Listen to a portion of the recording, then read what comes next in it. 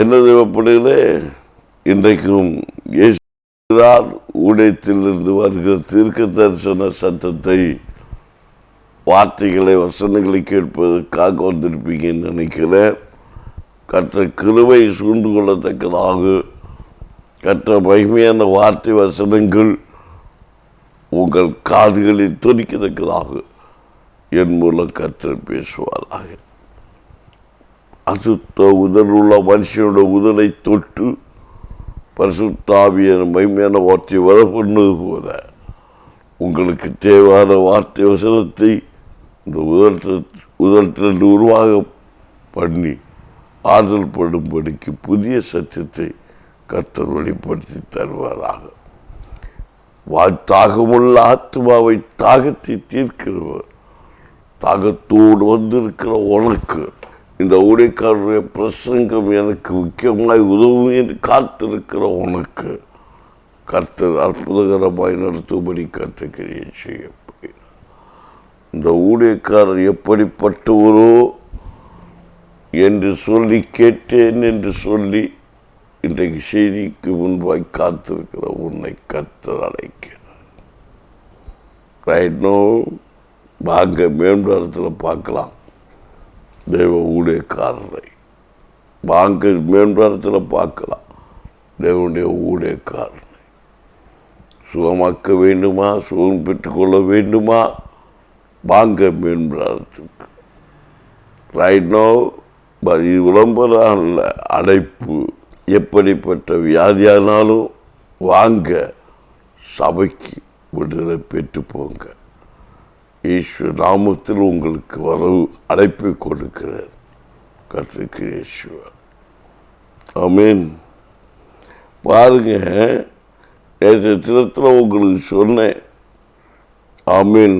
ஒரு மனுஷன் ஆண்டுடைய காரணியம் பெரியவனாக்கும்.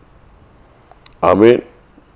அது இரட்சிக்கப்பட்ட ஒரு பிள்ளைய பெரியவனாக்கும் என்றுதான் வேதம் சொல்லுவது. வாசிக்கு சங்கீதம் 18:35. உம்முடைய ரட்சிப்பின் கேடகத்தை எனக்கு தந்தீர், உம்முடைய வலதுகரம் என்னை தாங்குகிறது, உம்முடைய காருணை என்னை பெரியவனாக்கும். இதை முக்கியமாக இந்த வசனத்தை தாவீது இல்லை மோசே தான் எழுதியிருக்கணும். அவன் நான் பைபிளில் இண்டெக்ஸை பார்க்கல, வசனத்தை எழுதி கொண்டு வந்தேன். ஆனால் எனக்கு மேக்கப்பு போட தெரியாது. பேப்பூச்சி காணாமல் படித்து பிரசங்கம் பண்ணுற பாஸ்டர் கிடையாது. ஆண்டு காட்டுற வசனத்தை கொண்டு வருவேன், அதை சொல்லுவேன், அதுலேருந்து என்ன பேசினாரோ அதை பேசுவேன். ஆமென். பைபிளில் படித்து பிரசங்கம் பண்ணுகிறது உடைய கர்த்தர் கொடுக்குற வசனத்தை எடுத்து அதை வாசித்து பிரசங்கம் பண்ணுகிற உடைய கரணா. ஆற்றல் பேசாத வார்த்தையே எனக்கு பேச தெரியாது. அவர் இருக்க வாயில் பேசுறது தான் உண்டு. இன்னைக்கு அப்படிதான் பேச போகிறாரு. இன்றைக்கு இவருக்கு பேச்ச கேட்குறேன்னு நீங்கள் வந்திருக்கலாம். இவர் வித்தியாசமாக பேசுகிறாராமே அப்படின்னு வித்தியாசமாக புருஷகம் பண்ணுறாராமே, இல்லை அநேக வருஷங்கள் பேசுகிறது, இவருக்கு பேசுறது தெளிவில்லைன்னு சொல்கிறார்களே. ஆமேன். அப்படின்னெல்லாம் பலவிதமான சிந்தனைகளையும் எண்ணங்களையெல்லாம் இன்றைக்கு மனுஷன் மத்தியில் என்னுடைய ஊழியத்தை குறித்து, என்னுடைய வார்த்தைகளை குறித்து, என்னுடைய நடத்துதலை குறித்து அவையெல்லாம் ஜனங்கள் தவறலாக போதிக்கிற ஜனங்களும், பேசுகிற ஜனங்களும், பார்க்கிற ஜனங்களும், நடத்துகிற ஜனங்களும் இருக்கிறாங்க, போற்றுகிற ஜனங்களும் இருக்கிறார்கள். இப்படிப்பட்ட காலகட்டத்தில் நீங்களும் வைத்திருக்கிறீர்கள், நானும் வைக்கப்பட்டிருக்கிறேன். அப்போ போதிக்கிறவன் பெரியவனும் அல்ல, கேட்கிறவன் சிறியவனும் அல்ல. அப்போ கேட்கிறவன் பெரியவனும் அல்ல, போதிக்கிறவன் பெரியவனும் அல்ல. ஆனால் கேட்கிறவன் சிறியவன் என்று ஆனால் போதிக்கிறவன் கீழ்படுத்தப்படுவான். கேட்கிறவனை மற்றமாய் நினைத்து போதிக்கவும் கூடாது. கேட்கிறவன் போதிக்கிறவனை பெரியவன் என்று எண்ணிவிடவும் கூடாது. வசனம் வருகிறது, அது கர்த்தரால் உண்டான வார்த்தை என்பதை புரிந்து கொண்டு எனக்கு ஒப்பு கொடுக்கிறவனே மேன்மை உள்ளவன். ஒளியை குறித்து மேன்மை உள்ளவனா, ஒளியை தேடி வருகிற ஜனம் மேன்மை உள்ளதா என்று நினைத்தால் ஒளி மேன்மை உள்ளதா, ஒளியை தேடி வருகிற ஜனம் மேன்மை உள்ளதா? உலகத்தில் எது பெரியவன் என்று கேட்டால் நீங்கள் எதை சொல்லுவீர்கள்? உலகத்தில் ஒளி கொடுக்கிற ஒளி மேன்மையானதா, ஒளியை கொடுக்கிற ஜனம் நீ மேன்மை உள்ளதா என்று நான் உனக்கு ஒரு கேள்வி கேட்கிறேன். யார் மேன்மை உள்ளவர்கள்? ஒளியை தேடி வருகிற ஜனங்கள் மேன்மை உள்ளது என்று தீர்க்கதரிசன புஸ்தகத்தில் எழுதி வைக்கப்பட்டிருக்கிறது. நான் உங்களுக்கு ஒளியாக இருக்கிறேன், நீங்களோ உதிக்கிற ஒளியிட்டு வருகிற ராஜாக்களாய் பிரபுக்களுமாய் இருக்கிறீர்கள். ஆகவே இந்த வார்த்தையை உங்களுக்கு முன்வைத்து சங்கீதக்காரன் தாவீது, இல்லை ஒரு மோசே, இல்லை ஒரு கோரையின் புத்திரன், ஒரு தேவனுடைய ஊழியக்காரர், ஒரு பாடலாசிரியர், ஒரு கவிஞன் சொல்லுகிறான். அவருடைய ரகசியங்கள், அவருடைய சத்தியங்கள் அது விருதாய் போகாது இருக்க சாலமோன் ஞானி கேட்டது போல, ஆமேன், எனக்கு அறிவு மூழ்கி போகாது இருக்க, ஞானம் மூழ்கி போகாமல் இருக்க, ஒரு கவிஞனுடைய ஒரு வார்த்தையோட ஒரு தீர்க்கதரிசியுடைய வார்த்தை நிறைவேறும்படிக்கு நான் கர்த்தராகிய ஆண்டவராய் இயேசு கிறிஸ்துவை, ஆமீன், இந்த பூமிக்கு கொடுத்தார். அப்ப ரட்சிப்பு யார் மூலம் வந்தது? ஒரு சாலமன் மூலம் ரட்சிப்பு வரவில்லை, ஒரு தீர்க்கதரிசி மூலம் ரட்சிப்பு வரவில்லை, ஆமீன். ஆனால் கிறிஸ்துவ மூலம் தான் ரட்சிப்பு வந்தது என்று வேதம் சொல்கிறது. அப்ப ஒளி அநேகம் இருக்கிற பூமியில குறித்த ஒளிகள் அநேகம் இருக்கிறது, அநேக வழிகள் இருக்கிறது. அந்த வழியில் ஒன்றுதான் இயேசு. ஆமீன். இதை குறித்து கிறிஸ்து பிரசங்கம் பண்ணும்போது, என் பிதாவின் அநேக வாசல்கள் உண்டு, அதில் ஒரு வாசல் படியை உங்களுக்கு வைத்திருக்கிறேன். ஆமீன்.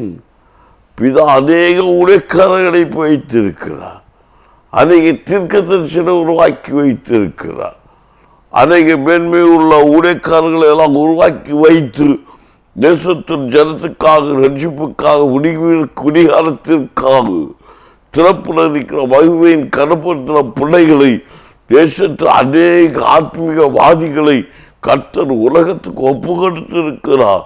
ஆனால் ஜனங்களோ அவருடைய இருதயங்கள் கண்டிடப்பட்டவனாக பிரசங்கங்களை, போதகங்கள், நல் வழிகாட்டுதலை மறந்து சுய இச்சைக்காக, சுய ஆஸ்திக்காக, சுய ஆசைக்காக தன்னுடைய சரீரம் வழிகாட்டுதல் போகிற வழி போய் சுகம் போக வாழ்க்கை வாழ்வதற்கு தன்னை அழித்து மாண்டு மறைந்து கொண்டிருக்கிறார்கள்.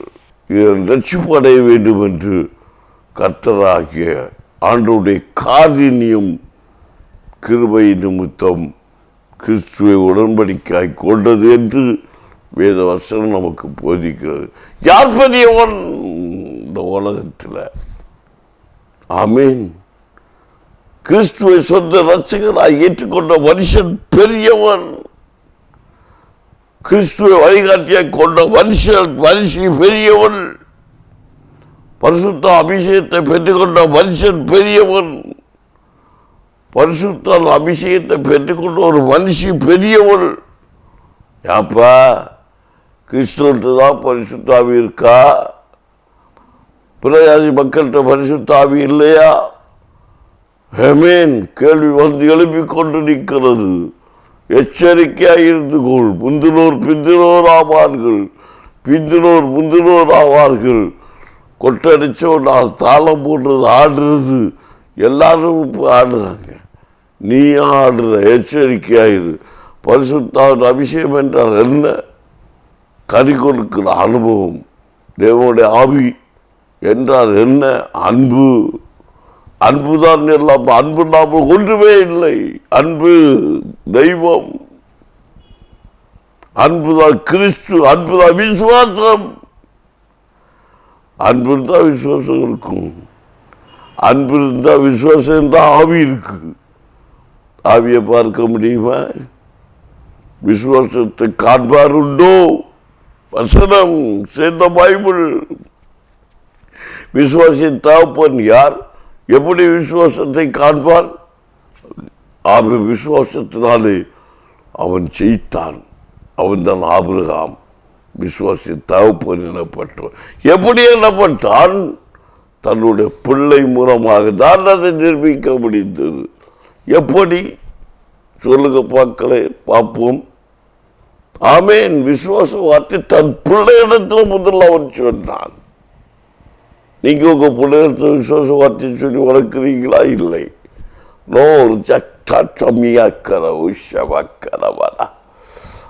விசுவாசம் பிள்ளை வந்து கேட்கலாம், என்னப்பா? ஆமேன். எங்க போறோம்? பணி கொடுக்க போறோம்ப்பா. எங்க? கண்மலையா, முறியாமலையா, எந்த ஒரு மலைக்க பேரை சொல்லியோ ஓட்டிடுவாங்க நம்ம ஆளு. மலை முக்கியம் கிடையாது. ஆபிரகாம் பணி கொடுத்தது தான் முக்கியம். ஆமீன். அல்லேலூயா. பணி கொடுக்க போனான். ஒரு இடத்துல பிள்ளை கேட்கலாம், எப்பா என்ன இப்ப நம்ம பிள்ளை இப்போ பேச்சினாலும் முத்துவமா அப்பா சொல்லுப்பா, என்னப்பா நீ முட்டாள்தனப்பா இருக்கிறியாப்பா? ஆனால் ஆபிரகாம் அப்படி கேட்டுருப்பான் அவன் பிள்ளை. ஏன்ப்பா? என்ன இருக்கு? விரவு இருக்குப்பா, தண்ணி இருக்குப்பா, கத்தி இருக்குப்பா, நெருப்பு பட்டி இருக்குப்பா, எல்லாம் இருக்குப்பா. நீ என்ன ஒரு மனுஷன்? ஆடு இல்லாமல் என்ன கொண்டு பண்ணி கொடுப்பேன்னு அப்பனுக்கு சொல்கிறான். கேட்குறான், நீ எல்லாம் எடுத்துக்கிட்டேனப்பா. மறந்து போற நினைவுபடுத்துக்கிறான் ஆபிரகாமுக்கு புள்ள. அப்போ ஆபிரகாம் சொல்றாரு பிள்ளைட்ட, எப்போ மோன நீ அதை குறித்து பரிதவிக்காத, அதை கற்றுக்கிடுவாரு. எப்படி எப்படி? இதான் விசுவாசம், இதான் ஆவி, இதான் அன்பு. கிறிஸ்து மேல் கொண்ட அன்பு, தெய்வத்தின் மேல கொண்ட சிநேகம். ஆமீன். ஒருவேளை எப்பா அப்படின்னு சொல்லி நீதான்டா ஒன்னுதான்டா பறி கொடுக்க போறேன்னு சொன்னா விட்டானா வரவு தலையில பிடிச்சிக்கிட்ட வரவு கட்டையை எடுத்து அவன் காலை தூக்கி போட்டு காலை உடச்சிக்கிட்டு அவன் ஓடி இருப்பான். ஆனால் அந்த வார்த்தையை சொல்லலை. அவன்தாயா தகப்பன், அவன்தான் தகப்பன். விசுவாசிக்கு சொன்னான், கட்டடத்தில் பார்த்து கொள்ளப்படும், நீ வா அப்படின்னு போனான். கொண்டு போனான், கூப்பிட்டான், எல்லாத்தையும் அடிக்க வச்சாச்சு.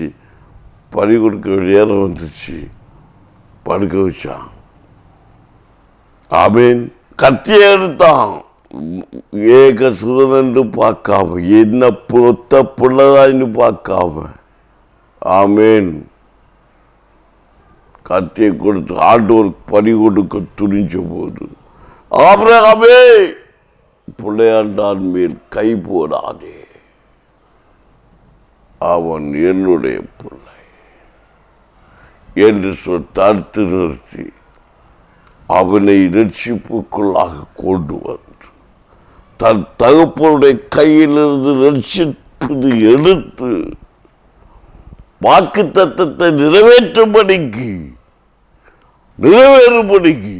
அந்த பலிபீடத்தில் இருந்து தூக்கி எடுத்து பறிக்க செலுத்தப்பட்டு அந்த ஆளாயிருந்து அந்த ஆட்டை எடுத்து வெளியே வைத்து விட்டு அதில் பறிக்காத ஒரு ஆட்டை கண்டெடுத்து ஆபிரகாமுக்கு கொடுத்து, அதோ நீ பவர் கையோடு போகக்கூடாது, பணியை செலுத்தி விட்டு போ, அதோ ஆடு கிடக்கிறது எடுத்து பணி செலுத்து புதரில் சிக்கியிருந்த ஆடை காண்பித்து அதை எடுத்து வைத்து பலி கொடுத்து விட்டு அவன் சொன்ன வார்த்தை நிறைவேற்றி விட்டு வந்தவர் ஆபிரகாம்.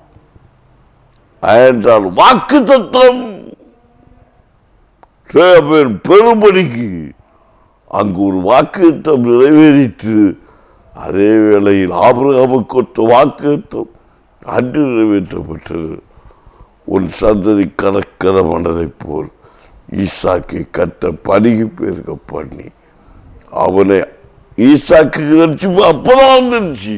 ஆமென். பரிவீடத்தில் ரட்சிப்புள்ள கொண்டு வந்து அவனை உயர்த்தி கற்ற அவருடைய சந்ததியை கடற்கரை மணலை போலவும் வானத்தின் நட்சத்திரங்களை போல பரிபூர்ண காற்று உனக்கு வாக்குத்தம் பண்ணப்பட்ட தேசத்தை, உனக்கு வாக்குத்தம் பண்ணப்பட்ட நன்மையை, உனக்கு வாக்குத்தம் பண்ணப்பட்ட ஆசீர்வாதத்தை, உனக்கு வேதத்தில் உடன்படிக்கை பற்றியை கொடுத்த வாக்குத்தம் பண்ணப்பட்ட தேசத்தை உனக்கு கர்த்தர் தராமல் இருப்பாரோ?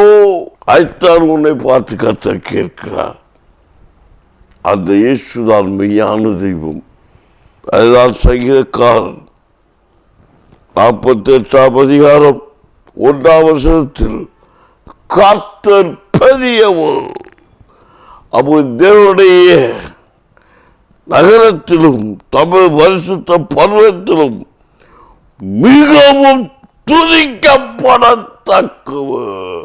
அந்த இயேசு வாழ்கிறார். அவர்தான் இரட்சிப்பின் சத்தியம். அவர்தான் மெய்யான திராட்சை செடி இயேசு.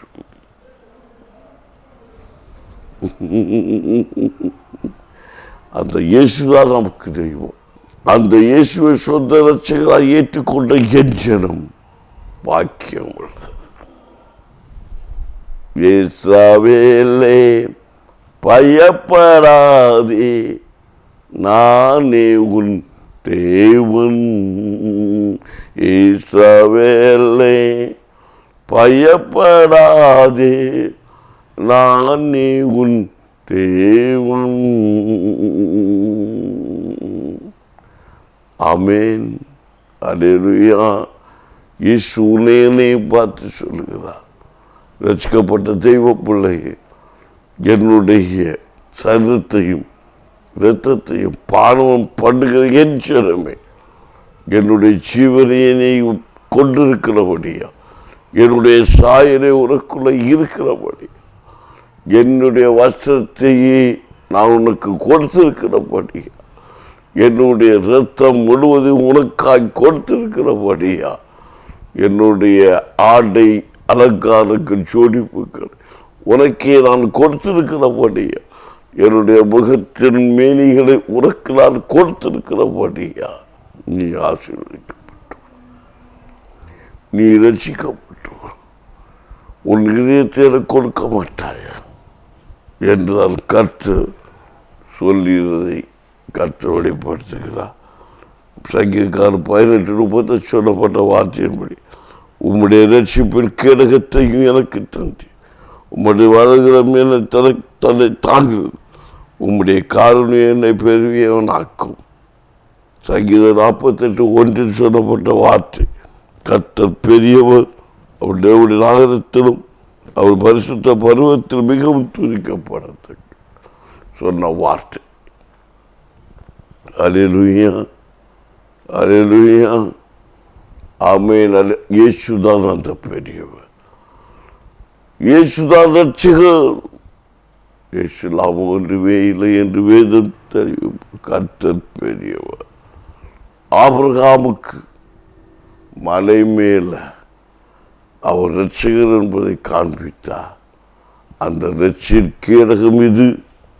இந்த ரட்சிப்பின் ஆமென் உம்முடைய வலது என் ஆமென் ஆமென் அந்த வலது கரம் இது, ரட்சிப்பின் கரம் அவர்தான் இயேசு.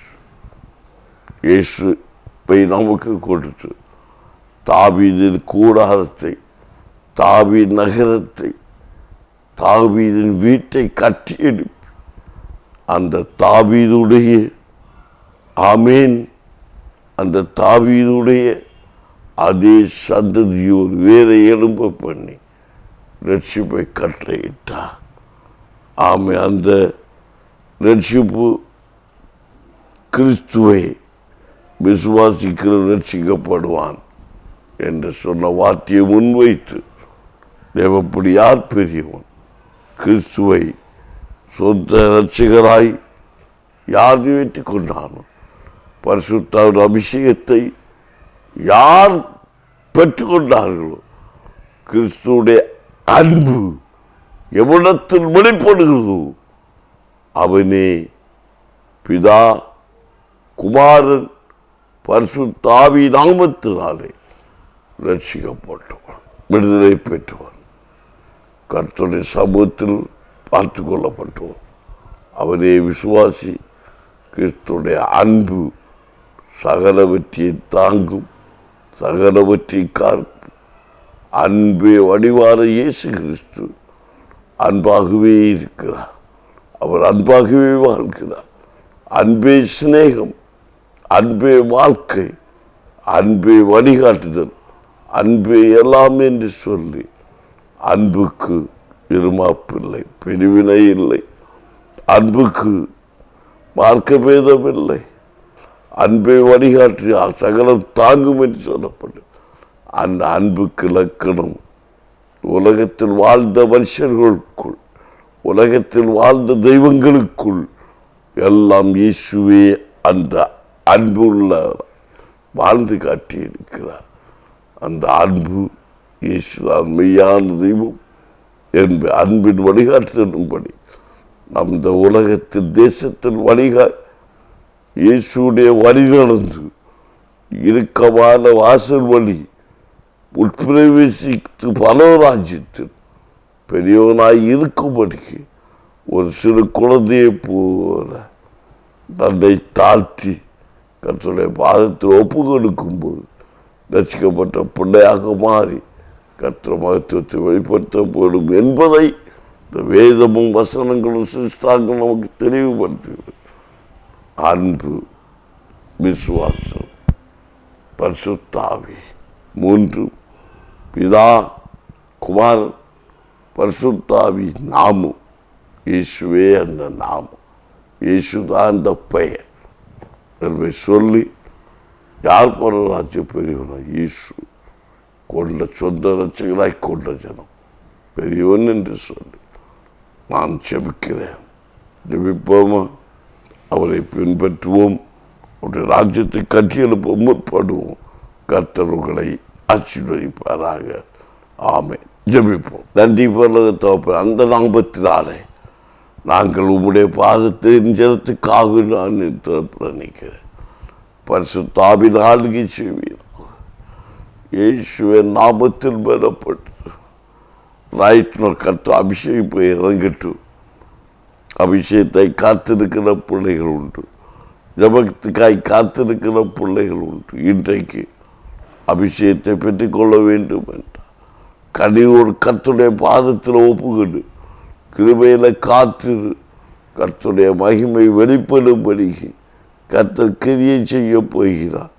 மந்திரவாதம் உன்னை மேற்கொள்வதில்லை. கர்த்தர் அபிஷேகம் பண்ணப்பட்ட பிள்ளை.